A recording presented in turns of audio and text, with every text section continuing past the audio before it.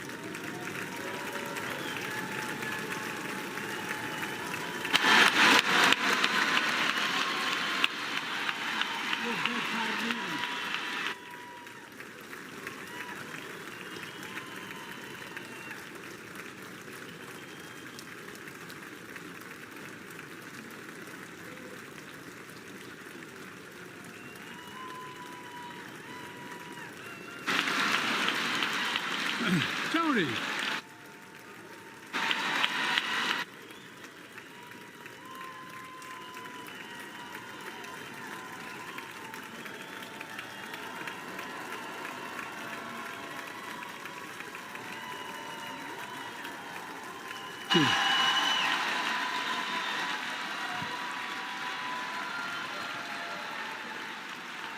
Jill.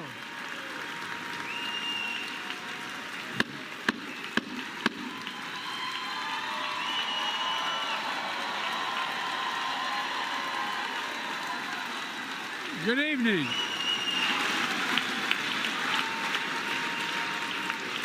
Good evening. If I were smart, I'd go home now.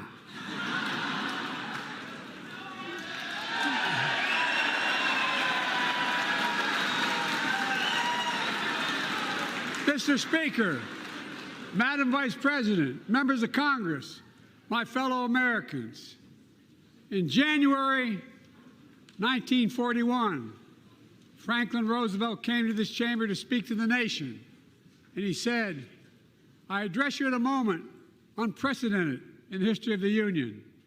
Hitler was on the march. War was raging in Europe. President Roosevelt's purpose was to wake up Congress and alert the American people that this was no ordinary time. Freedom and democracy were under assault in the world. Tonight, I come to this same chamber to address the nation. Now, it's we who face an unprecedented moment in the history of the Union. And yes, my purpose tonight is to wake up the Congress and alert the American people that this is no ordinary moment either. Not since President Lincoln and the Civil War have freedom and democracy been under assault at home as they are today. What makes our moment rare is that freedom and democracy are under attack both at home and overseas at the very same time. Overseas, Putin of Russia is on the march, invading Ukraine and sowing chaos throughout Europe and beyond. If anybody in this room thinks Putin will stop at Ukraine, I assure you he will not.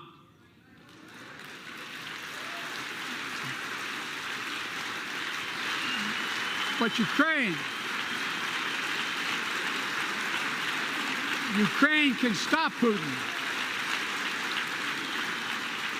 Ukraine can stop Putin if we stand with Ukraine and provide the weapons that it needs to defend itself.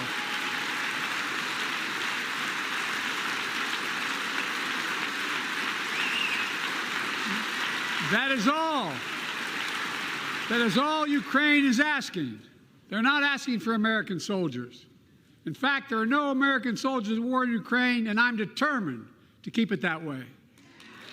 But now, assistance to Ukraine is being blocked by those who want to walk away from our world leadership. It wasn't long ago when a Republican president named Ronald Reagan thundered, "Mr. Gorbachev, tear down this wall." Now,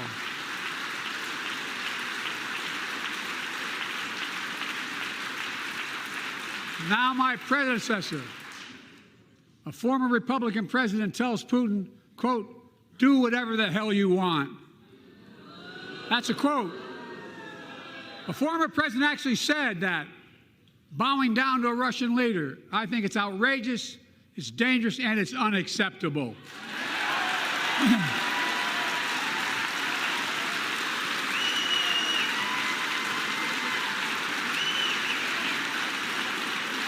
America is a founding member of NATO, the military alliance of democratic nations created after World War II to prevent war and keep the peace. And today, we've made NATO stronger than ever.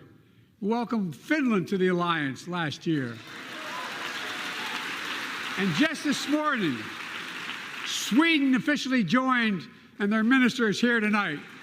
Come here, stand up. Welcome. Welcome, welcome, welcome.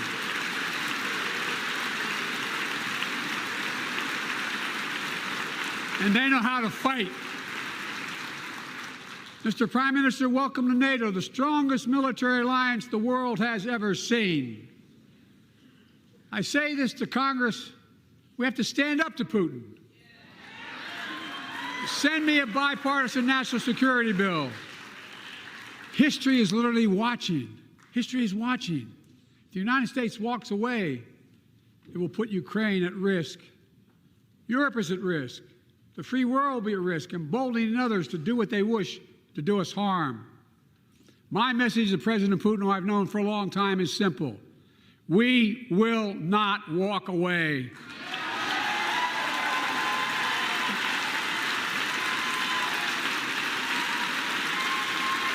We will not bow down.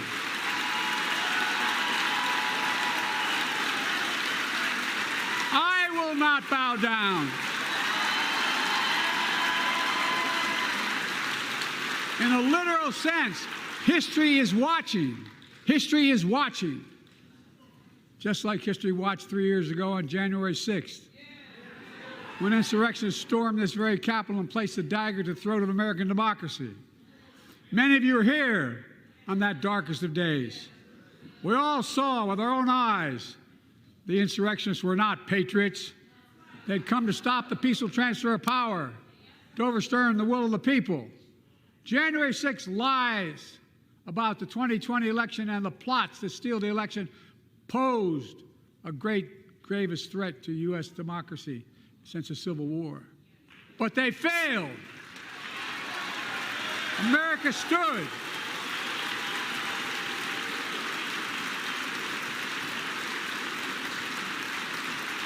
America stood strong, and democracy prevailed. We must be honest. The threat to democracy must be defended. My predecessor and some of you here seek to bury the truth about January 6th. I will not do that. This is the moment to speak the truth and to bury the lies. Here's the simple truth. You can't love your country only when you win.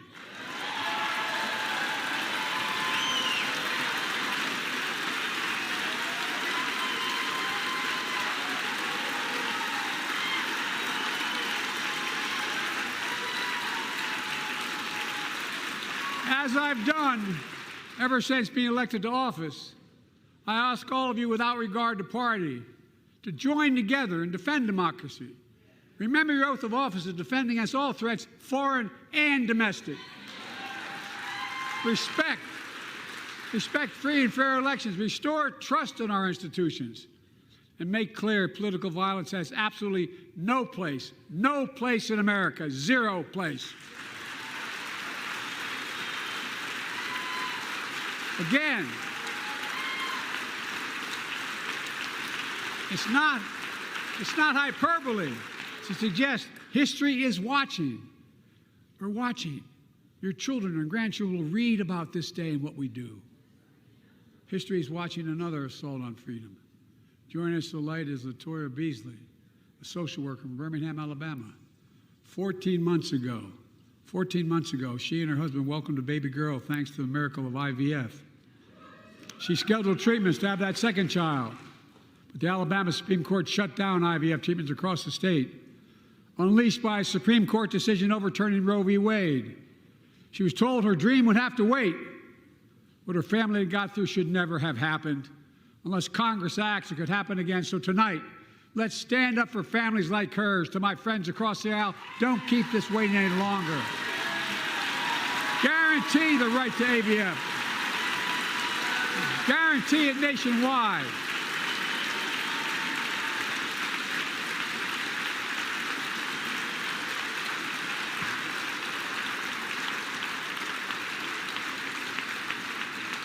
Like most Americans, I believe Roe v. Wade got it right.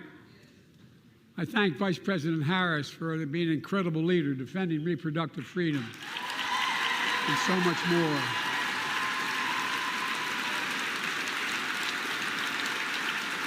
Thank you. My predecessor came to office determined to see Roe v. Wade overturned. He's the reason it was overturned, and he brags about it. Look at the chaos that has resulted. Joining us tonight is Kate Cox, the wife and mother from Dallas. She's become pregnant again and had a fetus of a fatal condition. Her doctor told Kate that her own life and her ability to have children in the future were at risk if she didn't act. Because Texas law banned her ability to act, Kate and her husband had to leave the state to get what she needed. What her family got through should have never happened as well, but it's happening in too many others. There are state laws banning the freedom to choose, criminalizing doctors, forcing survivors of rape and incest to leave their states to get the treatment they need. Many of you in this chamber and my predecessor are promising to pass a national ban on reproductive freedom. My God, what freedom else would you take away? Look, it's a decision to overturn Roe v. Wade. The Supreme Court majority wrote the following, and with all due respect, justices, women are not without electoral power. Electoral or political power. You're about to realize just how much you were right about that.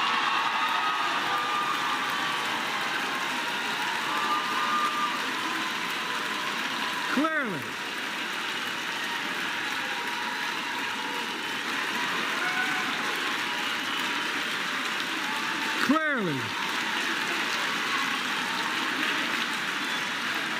those bragging about overturning Roe v. Wade have no clue about the power of women.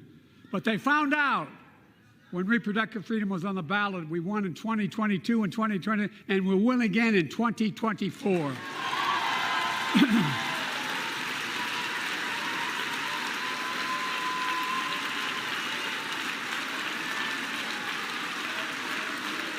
If you, the American people, send me a Congress that supports the right to choose, I promise you, I'll restore Roe v. Wade as the law of the land again.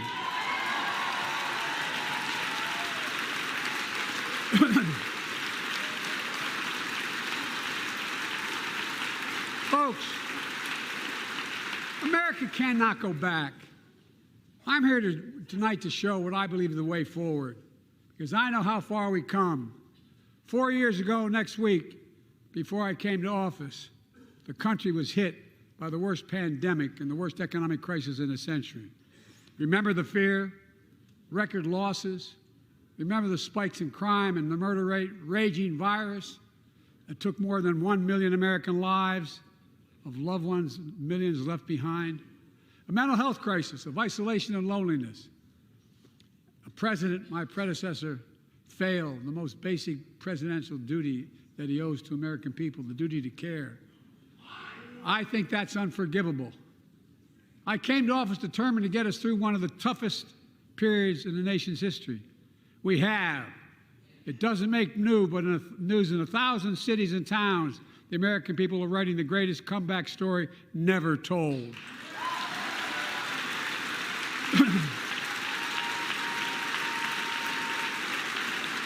So let's tell the story here. Tell it here and now. America's comeback is building the future of American possibilities, building an economy from the middle out and the bottom up, not the top down, investing in all America, in all Americans, to make sure everyone has a fair shot, and we leave no one behind. The pandemic no longer controls our lives. The vaccines that saved us from COVID are now being used to beat cancer, turning setback into comeback. That's what America does. That's what America does.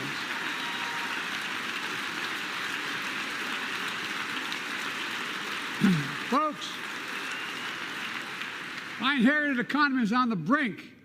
Now our economy is literally the envy of the world. 15 million new jobs in just 3 years, a record, a record. Unemployment at 50-year lows. A record 16 million Americans are starting small businesses, and each one is a literal act of hope. With historic job growth and small business growth for Black and Hispanics and Asian Americans, 800,000 new manufacturing jobs in America and counting. Where is it written we can't be the manufacturing capital of the world? We are, we will. More people have health insurance today. More people have health insurance today than ever before. The racial wealth gap is as small as it's been in 20 years. Wages keep going up. Inflation keeps coming down. Inflation has dropped from 9% to 3%, the lowest in the world and tending lower.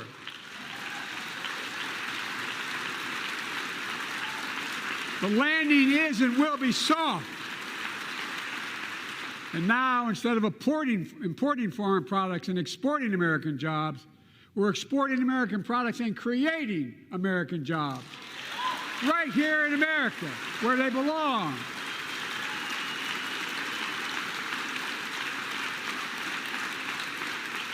And it takes time, but the American people are beginning to feel it. Consumer studies show consumer confidence is soaring. Buy America has been the law of the land since the 1930s. Past administrations, including my predecessor, including some Democrats as well in the past, failed to buy American. Not anymore.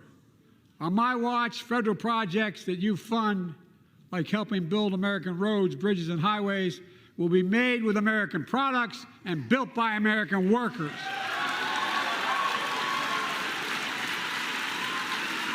Creating good-paying American jobs.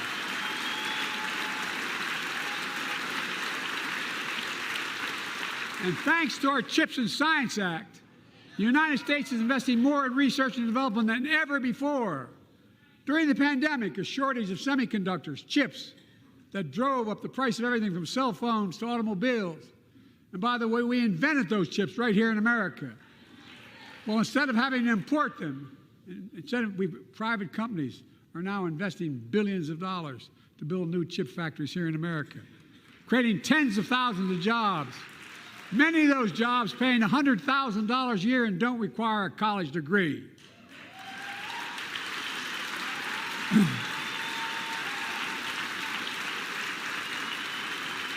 In fact, my policies have attracted $650 billion in private sector investment in clean energy, advanced manufacturing, creating tens of thousands of jobs here in America.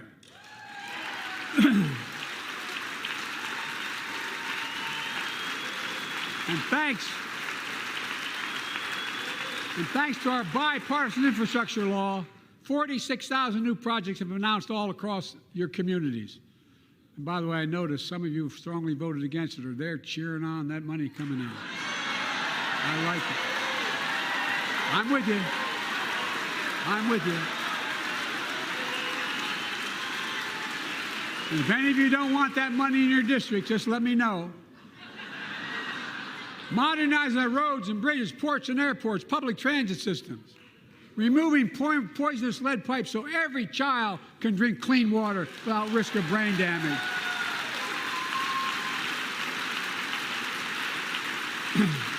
Providing affordable high-speed internet for every American, no matter where you live, urban, suburban, or rural communities, in red states and blue states. Record investments in tribal communities. Because of my investment in the family farms,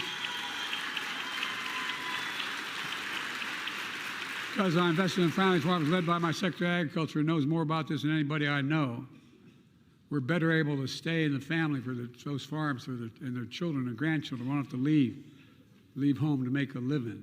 It's transformative. The great comeback story is Belvidere, Illinois, home to an auto plant for nearly 60 years.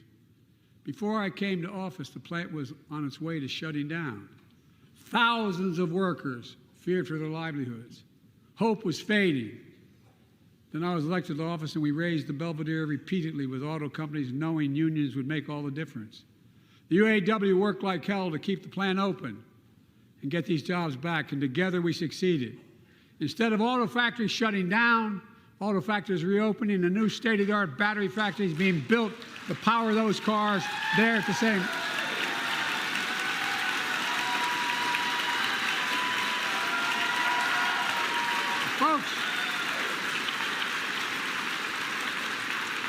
The folks of Belvidere, I say, instead of your town being left behind, your community is moving forward again. Because instead of watching auto jobs of the future go overseas, 4,000 union jobs with higher wages are building the future in Belvidere right here in America.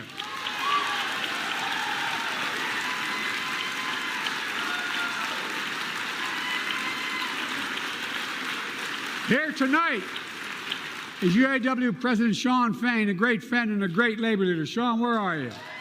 Stand up.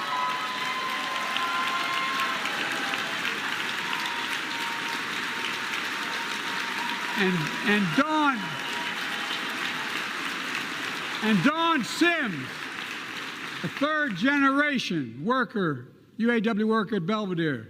Shawn, I was proud to be the first president to stand on the picket line, and today, Dawn has a good job in her hometown, providing stability for her family and pride and dignity as well. Showing once again, Wall Street didn't build America. They're not bad guys. They didn't build it, though. The middle class built the country, and unions built the middle class.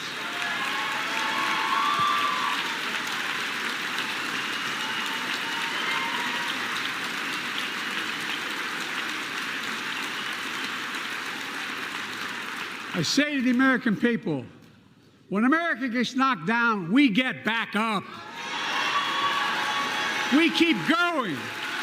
That's America.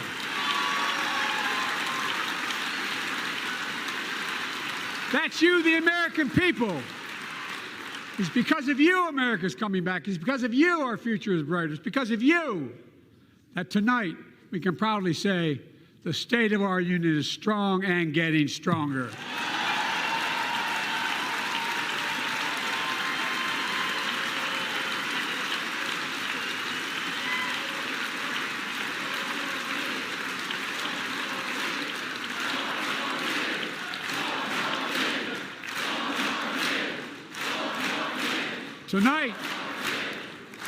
Tonight, I want to talk about the future of possibilities that we can build together. A future where the days of trickle-down economics are over and the wealthy and the biggest corporations no longer get all the tax breaks. And by the way, I understand corporations. I come from a state that has more corporations invested than every one of your states in the United States combined. And I represented it for 36 years. I'm not anti-corporation, but I grew up in a home where trickle-down economics didn't put much on my dad's kitchen table. That's why I determined to turn things around so middle class does well. When they do well, the poor go way up and the wealthy still do very well. We all do well. And there's more to do to make sure you're feeling the benefits of all we're doing. Americans pay more for prescription drugs than anywhere in the world. It's wrong, and I'm ending it.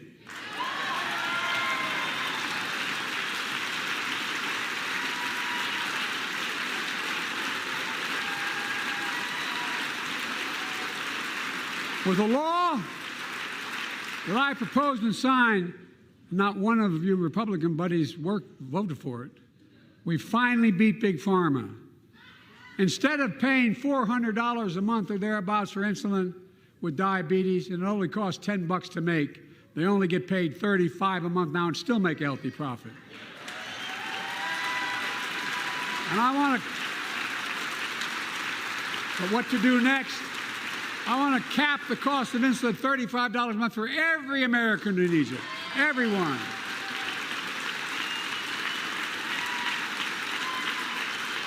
For years, people have talked about it, but finally we got it done and gave Medicare the power to negotiate lower prices on prescription drugs, just like the VA is able to do for veterans. That's not just saving seniors money, it's saving taxpayers money. We cut the federal deficit by $160 billion. Because Medicare will no longer have to pay those exorbitant prices to Big Pharma. This year, Medicare is negotiating lower prices for some of the costliest drugs on the market that treat everything from heart disease to arthritis. It's now time to go further and give Medicare the power to negotiate lower prices for 500 different drugs over the next decade. They're making a lot of money, guys. And they'll still be extremely profitable. Will not only save lives, it will save taxpayers another $200 billion. Starting next year, the same law caps total prescription drug costs for seniors on Medicare at $2,000 a year, even for expensive cancer drugs that cost $10,000, $12,000, $15,000. Now I want to cap prescription drug costs at $2,000 a year for everyone. Folks, I'm going to get in trouble for saying that, but if you want to get an Air Force One and fly to Toronto, Berlin, Moscow, well, even Moscow, probably. And bring your prescription with you, and I promise you I'll get it for you for 40% the cost you're paying now. Same company, same drug, same place. Folks, the Affordable Care Act, the old Obamacare, is still a very big deal.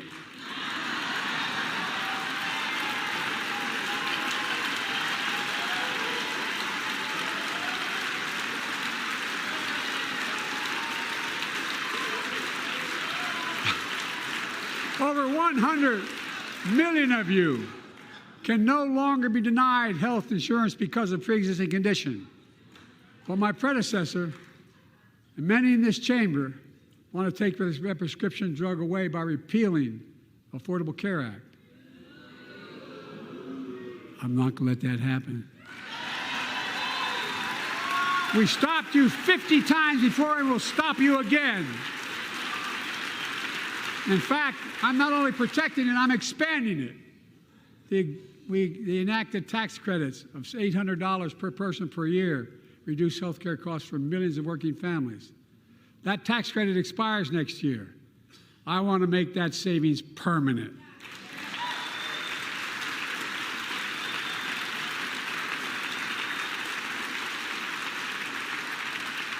To state the obvious, women are more than half our population.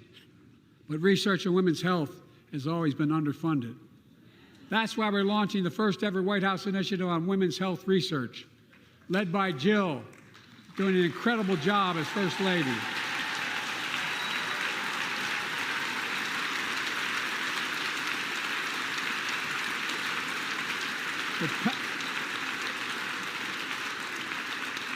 So pass my plan for $12 billion to transfer women's health research and benefit millions of lives all across America. I know the cost of housing is so important to you. If inflation keeps coming down, mortgage rates will come down as well, and the Fed acknowledges that. But I'm not waiting. I want to provide an annual tax credit that will give Americans $400 a month for the next 2 years as mortgage rates come down, to put toward their mortgages when they buy their first home or trade up for a little more space. Just for 2 years.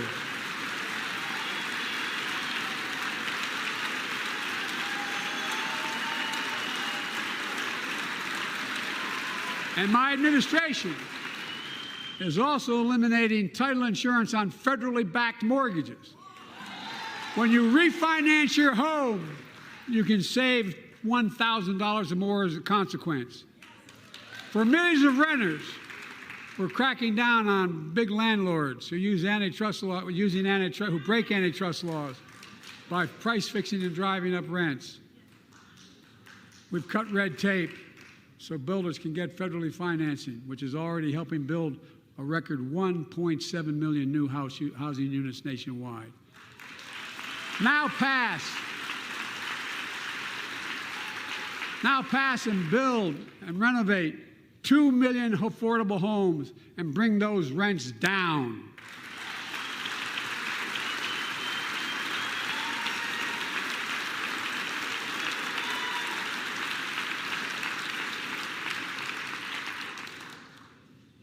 To remain the strongest economy in the world, we need to have the best education system in the world. And I, like I suspect all of you, want to give every child, a good start by providing access to preschool for 3 and 4 years old. You know, I think I pointed out last year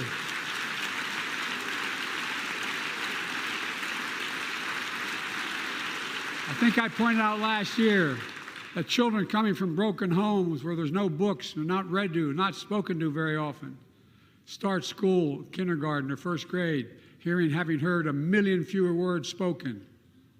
Well, studies show that children who go to preschool are nearly 50% more likely to finish high school, go on to earn a 2- and 4-year degree, no matter what their background is.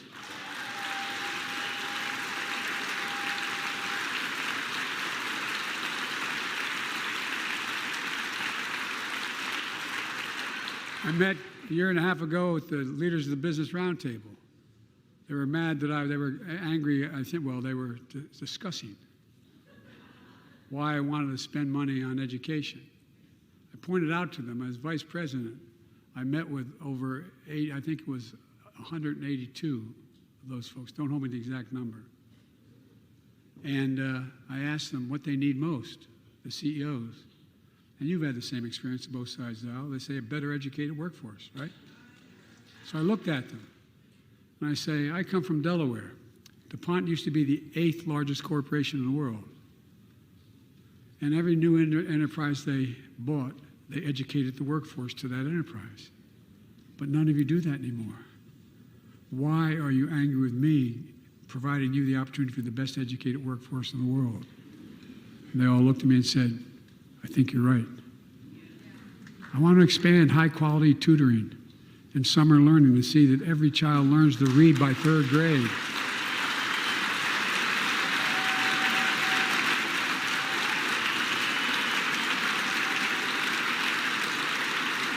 I'm also connecting local businesses and high schools so students get hands-on experience and a path to a good-paying job whether or not they go to college. And I want to make sure the college is more affordable. Let's continue increasing the Pell Grants to working and middle-class families and increase record investments in HBCUs and minority-serving institutions, including Hispanic institutions.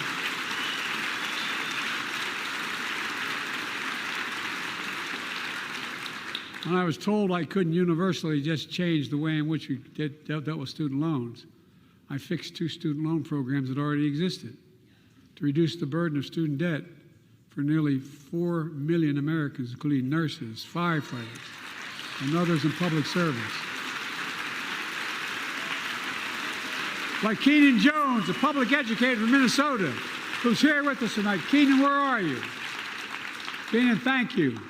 He's educated hundreds of students so they can go to college. Now he's able to help, after debt forgiveness, get his own daughter to college.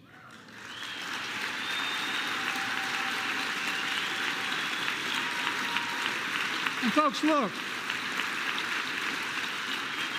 such relief is good for the economy because folks are now able to buy a home, start a business, start a family. While we're at it, I want to give public school teachers a raise.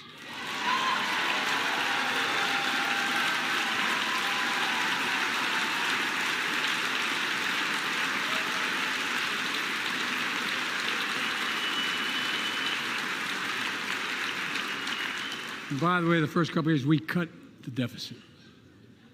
Now, let me speak to the question of fundamental fairness for all Americans. I've been delivering real results in fiscally responsible ways. We've already cut the federal deficit. We've already cut the federal deficit over $1 trillion. I signed the bipartisan deal to cut another $1 trillion in the next decade. It's my goal to cut the federal deficit another $3 trillion by making big corporations and very wealthy finally beginning to pay their fair share.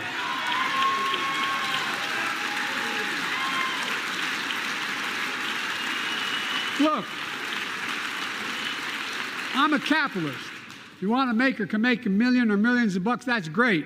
Just pay your fair share in taxes. A fair tax code is how we invest things to make this country great. Healthcare, education, defense, and so much more. But here's the deal.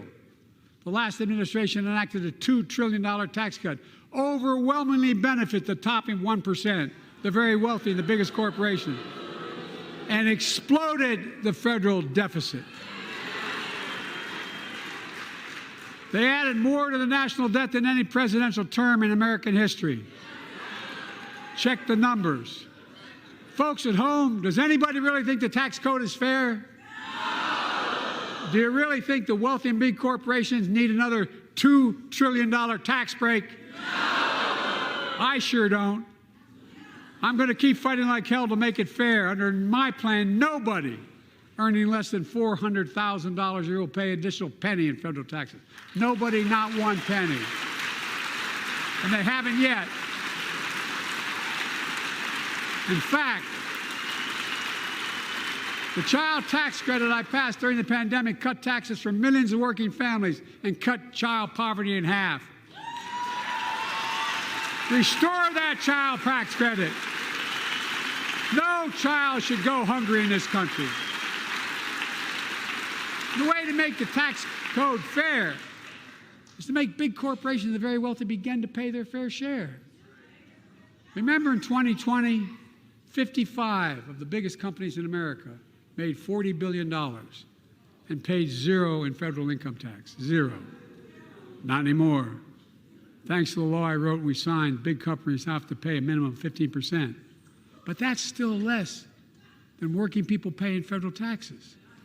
It's time to raise corporate minimum tax to at least 21%.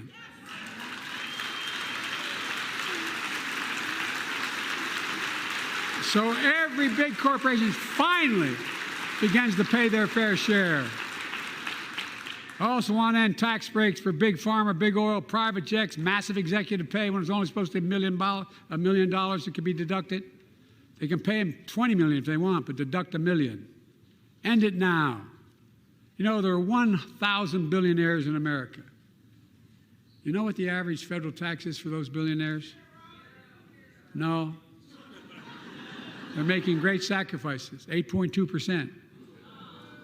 That's far less than the vast majority of Americans pay. No billionaire should pay a lower federal tax rate than a teacher, a sanitation worker, or a nurse.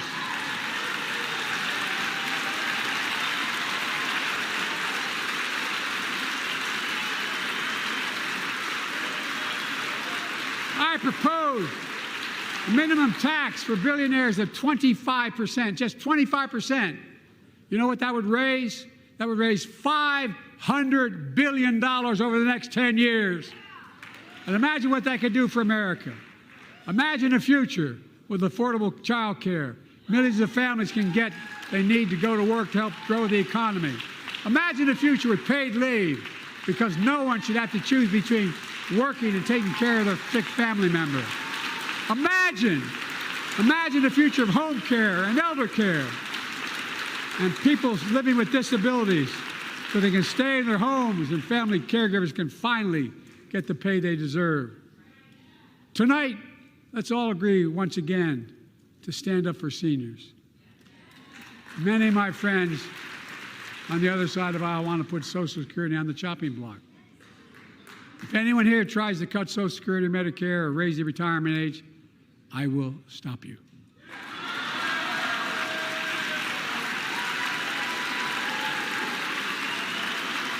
The working people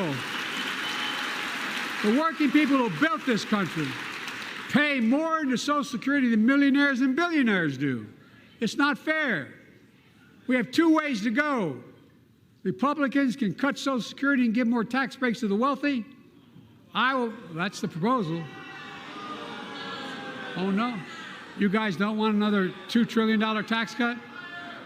I kind of thought that's what your plan was. Well, that's good to hear. You're not going to cut another $2 trillion for the super wealthy. That's good to hear. I'll protect and strengthen Social Security and make the wealthy pay their fair share. Look,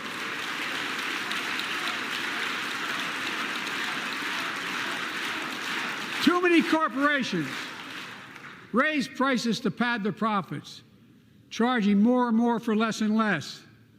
That's why we're cracking down on corporations that engage in price gouging and deceptive pricing, from food to health care to housing. In fact, the snack companies think you won't notice if they change the size of the bag and put a hell of a lot fewer, same size bag, put fewer chips in it. No, I'm not joking. It's called shrinkflation. Pass Bobby Casey's bill and stop this. I really mean it.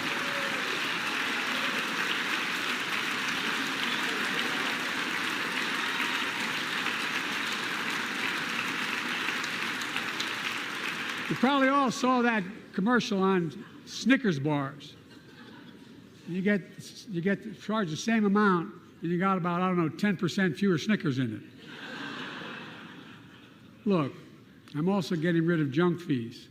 Those hidden fees at the end of your bill that are there without your knowledge. My administration announced we're cutting credit card late fees from $32 to $8.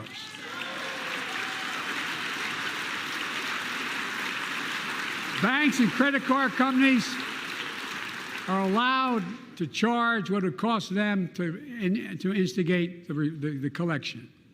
And that's more a hell of a lot like $8 and 30-some dollars. They don't like it. The credit card companies don't like it. But I'm saving American families $20 billion a year with all the junk fees I'm eliminating. Folks at home,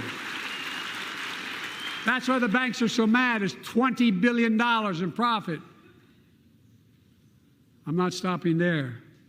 My administration has proposed rules to make cable, travel, utilities, and online ticket sellers tell you the total price up front so there are no surprises.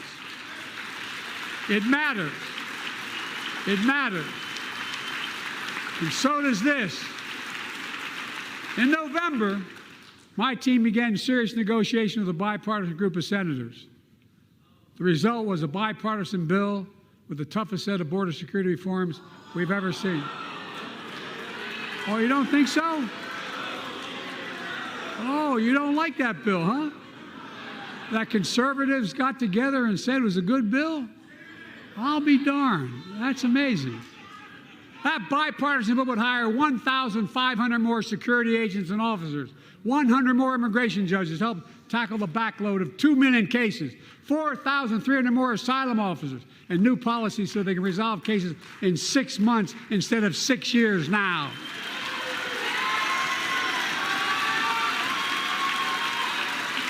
What are you against? 100 more high-tech drug detection machines to significantly increase the ability to screen and stop vehicles smuggling fentanyl into America. That's killing thousands of children. This bill would save lives and bring order to the border. It will also give me and any new president new emergency authority to temporarily shut down the border when the number of migrants at the border is overwhelming. The Border Patrol Union has endorsed this bill. The Federal Chamber of Commerce is, yeah. You're saying low. Look at the facts. I know you know how to read.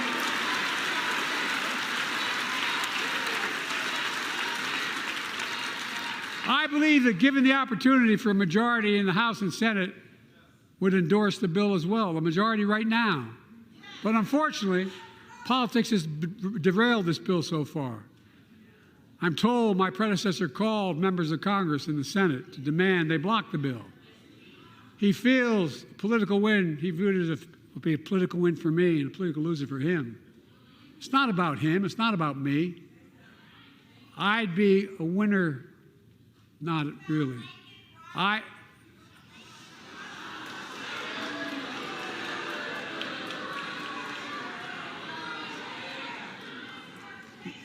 Lincoln Riley, an innocent young woman who was killed by an illegal. That's right. But how many of the thousands of people being killed by illegals? To her parents, I say, my heart goes out to you, having lost children myself. I understand. But look, if we change the dynamic at the border, people pay these smugglers $8,000 to get across the border because they know if they get by and let into the country, it's 6 to 8 years before they have a hearing. And it's worth taking the chance of the $8,000. But if it's only 6 weeks, the idea is it's highly unlikely that people will pay that money and come all that way knowing that they'll be able to be kicked out quickly. Folks, I would respectfully suggest my Republican friends owe it to the American people, get this bill done. We need to act now.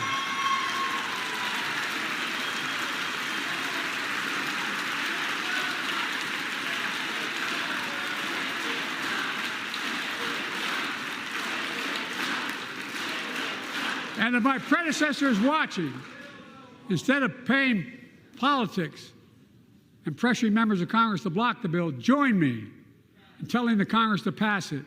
We can do it together, but that's what he apparently here's what he will not do. I will not demonize immigrants saying they are poison in the blood of our country. I will not separate families. I will not ban people because of their faith. Unlike my predecessor on my first day in office, I introduced a comprehensive bill to fix our immigration system. Take a look at it. It has all these and more. Secure the border. Provide a pathway to citizenship for dreamers, and so much more. But unlike my predecessor, I know who we are as Americans. We're the only nation in the world with a heart and soul that draws from old and new. Home to Native Americans, whose ancestors have been here for thousands of years. Home to people of every place, from every place on earth. They came freely. Some came in chains. Some came when famine struck, like my ancestral family in Ireland. Some to flee persecution, to chase dreams that are impossible anywhere but here in America. That's America. And we all come from somewhere, but we're all Americans.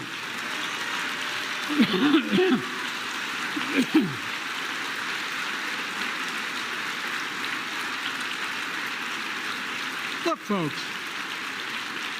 we have a simple choice. We can fight about fixing the border, or we can fix it. I'm ready to fix it. Send me the border bill now.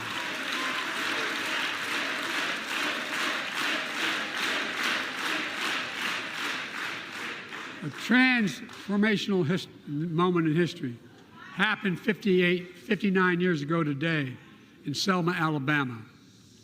Hundreds of foot soldiers for justice marched across the Edmund Pettus Bridge, named after the Grand Dragon of the Ku Klux Klan, to claim their fundamental right to vote. They were beaten, they were bloody, and left for dead. Our late friend and former colleague, John Lewis, was on that march. We miss him.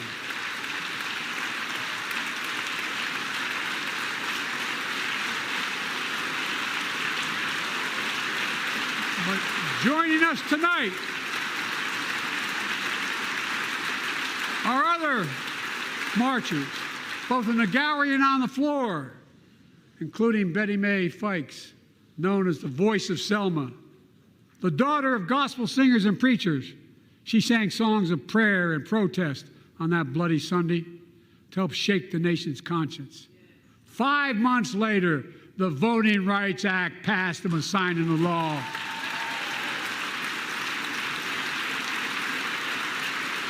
Thank you. Thank you, thank you, thank you.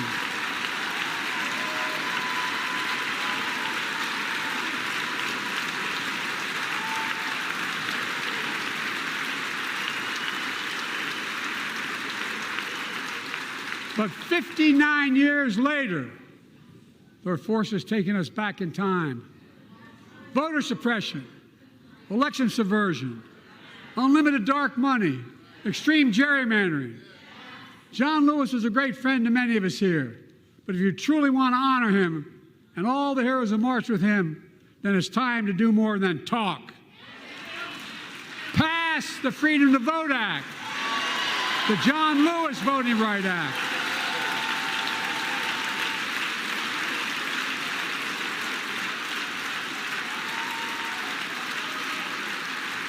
And stop denying another core value of America, our diversity across American life. Banning books, it's wrong. Instead of erasing history, let's make history. I want to protect fundamental rights. Pass the Equality Act. And my message to transgender Americans, I have your back. Pass the PRO Act for workers' rights. Raise the federal minimum wage, because every worker has a right to a decent living, more than $7 an hour. We're also making history by confronting the climate crisis, not denying it. I don't think any of you think there's no longer a climate crisis. At least I hope you don't. I'm taking the most significant action ever on climate in the history of the world. I'm cutting our carbon emissions in half by 2030, creating tens of thousands of clean energy jobs like the IBEW workers building and installing 500,000 electric vehicle charging stations. Conserving 30% of America's lands and waters by 2030. And taking action on environmental justice fence line communities smothered by the legacy of pollution. And patterned after the Peace Corps and AmeriCorps, I launched the Climate Corps to put 20,000 young people to work in the forefront of our clean energy future. I'll triple that number in a decade.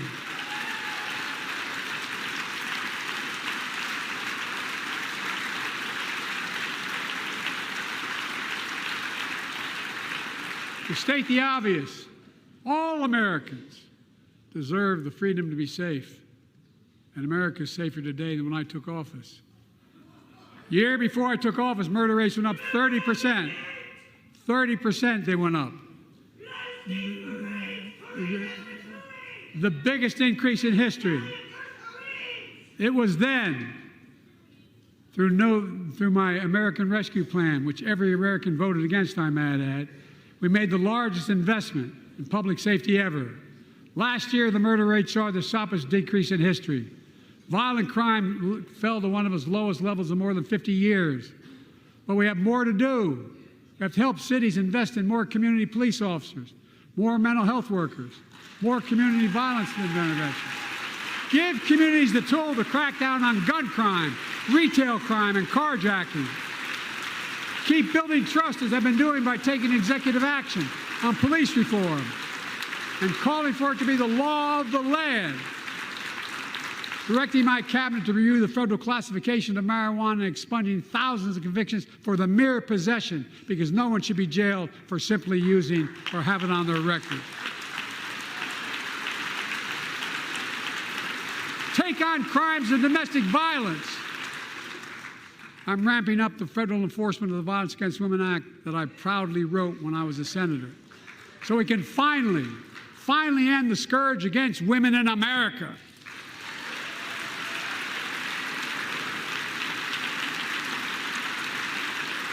There are other kinds of violence I want to stop. With us tonight is Jasmine, whose 9-year-old sister Jackie was murdered with 21 classmates and teachers in elementary school in Uvalde, Texas. Very soon after that happened, Jill and I went to Uvalde for a couple of days. We spent hours and hours with each of the families. We heard their message, so everyone in this room, in this chamber, could hear the same message. The constant refrain, and I was there for hours meeting with every family. They said, do something. Do something. Well, I did do something by establishing the first ever Office of Gun Violence Prevention in the White House, that the Vice President is leading the charge. Thank you for doing it.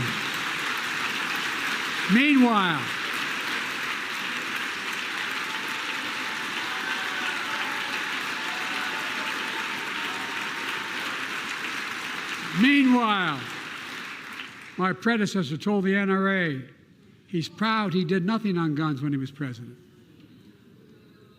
Oof.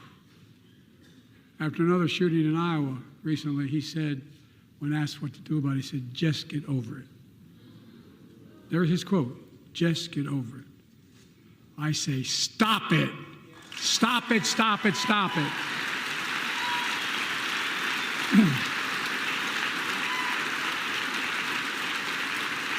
I'm proud we beat the NRA when I signed the most significant gun safety law in nearly 30 years because of this Congress. We now must beat the NRA again. I'm demanding a ban on assault weapons and high-capacity magazines. Pass universal background checks. None of this. I taught the Second Amendment for 12 years. None of this violates the Second Amendment or vilifies responsible gun owners.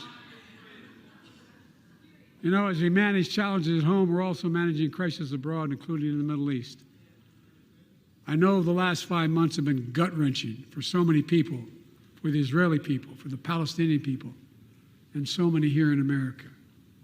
This crisis began on October 7th with a massacre by a terrorist group called Hamas, as you all know.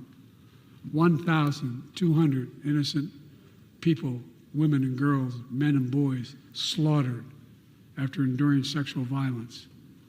The deadliest day for the Jewish people since the Holocaust, and 250 hostages taken. Here in this chamber tonight are families whose loved ones are still being held by Hamas. I pledge to all the families that we will not rest until we bring every one of your loved ones home. We also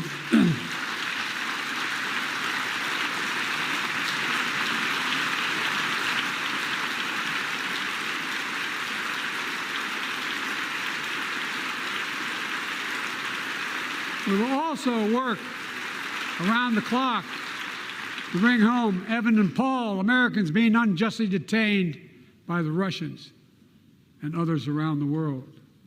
Israel has the right to go after Hamas.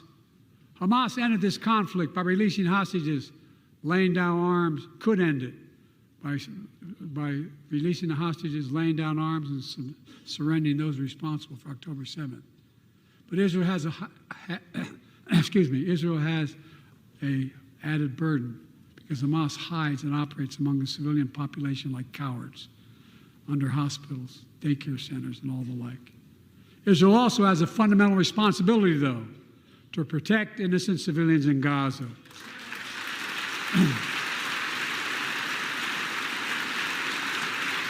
This war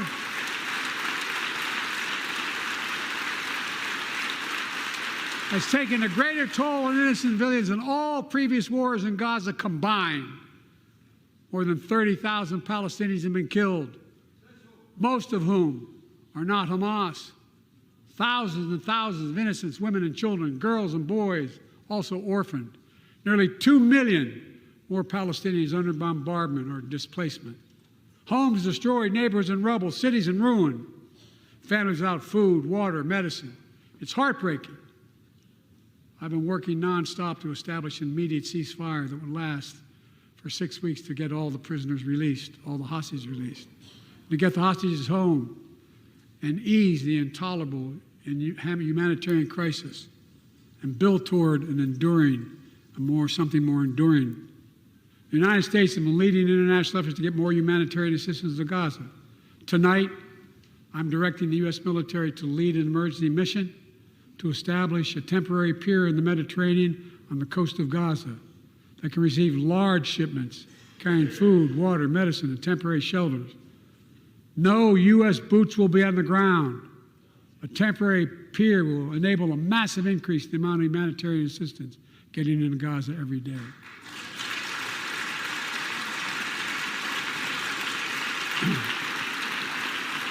And Israel must do its part. Israel must allow more aid into Gaza to ensure humanitarian workers aren't caught in the crossfire. And they're announcing they're going to have a crossing in northern Gaza. To the leadership of Israel, I say this: humanitarian assistance cannot be a secondary consideration or a bargaining chip. Protecting and saving innocent lives has to be a priority. As we look to the future, the only real solution to the situation is a two-state solution over time.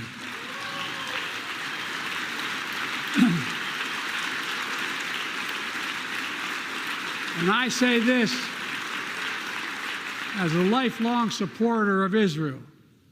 My entire career, no one has a stronger record with Israel than I do. I challenge any of you here. I'm the only American president of Israel in wartime. But there is no other path that guarantees Israel's security and democracy. There is no other path that guarantees Palestinians can live in peace with peace and dignity. And there's no other path that guarantees peace between Israel and all of its neighbors, including Saudi Arabia, with whom I'm talking. Creating stability in the Middle East also means containing the threat posed by Iran. That's why I built a coalition of more than a dozen countries to defend international shipping and freedom of navigation in the Red Sea. I've ordered strikes to degrade the Houthi capability and defend U.S. forces in the region. As Commander-in-Chief, I will not hesitate to direct further measures to protect our people and our military personnel.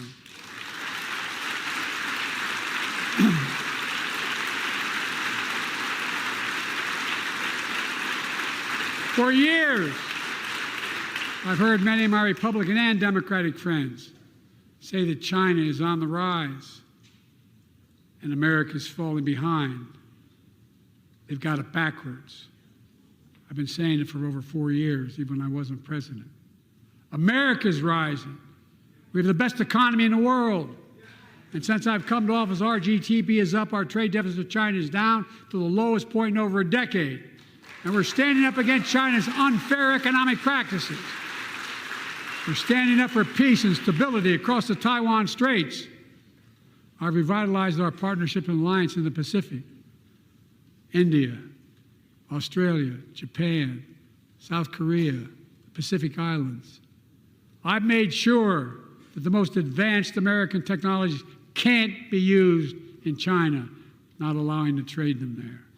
Frankly, for all this tough talk on China, it never occurred to my predecessor to do any of that. I want competition with China, not conflict.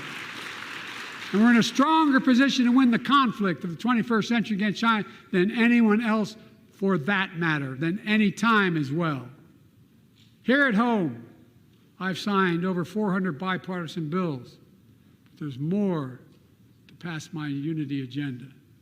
Strengthen penalties on fentanyl trafficking. You don't want to do that, huh? Pass bipartisan privacy legislation to protect our children online. Harness the promise of AI to protect us from peril.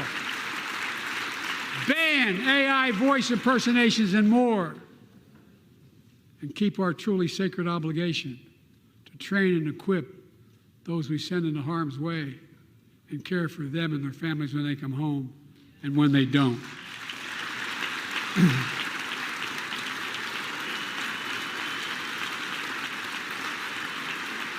That's why the song Support and Help of Dennis and the VA, I signed the PACT Act. One of the most significant laws ever, helping millions of veterans exposed to toxins who now are battling more than 100 different cancers. Many of them don't come home, but we owe them and their families support. We owe it to ourselves to keep supporting our new health research agency called ARPA-H. And remind us that we can do big things, like end cancer as we know it, and we will.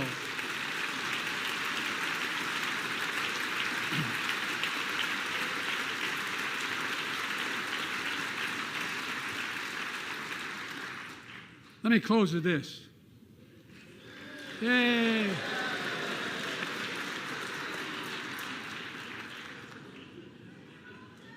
I know you don't want to hear any more, Lindsay, but I got to say a few more things. I know it may not look like it, but I've been around a while. When you get to be my age, certain things become clearer than ever. I know the American story. Again and again, I've seen the contest between competing forces in the battle for the soul of our nation. Between those who want to pull America back to the past and those who want to move America into the future. My lifetime has taught me to embrace freedom and democracy, a future based on core values that have defined America: honesty, decency, dignity, equality, to respect everyone, to give everyone a fair shot, to give hate no safe harbor. Now, other people my age see it differently. The American story of resentment, revenge, and retribution, that's not me. I was born amid World War II, when America stood for the freedom of the world. I grew up in Scranton, Pennsylvania, and Claymont, Delaware, among working-class people who built this country. I watched in horror as two of my heroes, like many of you did, Dr. King and Bobby Kennedy, were assassinated. And their legacies inspired me to pursue a career in service. I left the law firm and became a public defender because my city of Wilmington was the only city in America occupied by the National Guard after Dr. King was assassinated because of the riots. And I became a county councilman almost by accident. I got elected to the United States Senate when I had no intention of running at age 29. Then Vice President to our first black president. Now President to the first women Vice President.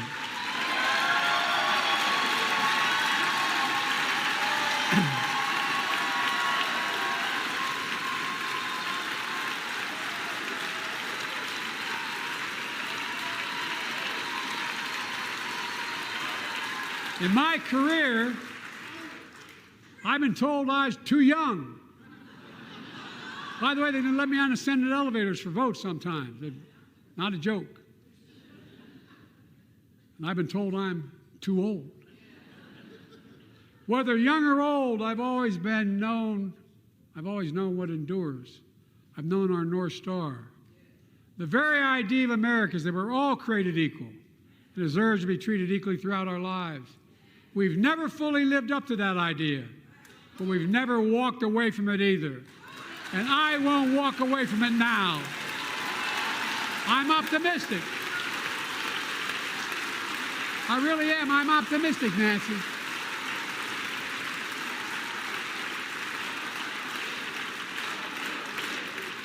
My fellow Americans, the issue facing our nation isn't how old we are, it's how old are our ideas. Hate, anger, revenge, retribution are the oldest of ideas. But you can't lead America with ancient ideas that only take us back. You lead America, the land of possibilities. You need a vision for the future and what can and should be done. Tonight you've heard mine. I see a future where defending democracy, you don't diminish it. I see a future where we restore the right to choose and protect our freedoms, not take them away. I see a future where the middle class finally has a fair shot and the wealthy have to pay their fair share in taxes. I see a future where we save the planet from the climate crisis and our country from gun violence. Above all, I see a future for all Americans. I see a country for all Americans. And I will always be president for all Americans because I believe in America. I believe in you, the American people. You're the reason we've never been more optimistic about our future than I am now. So let's build the future together. Let's remember who we are. We are the United States of America. And there is nothing beyond our capacity when we act together. God bless you all, and may God protect our troops. Thank you, thank you, thank you.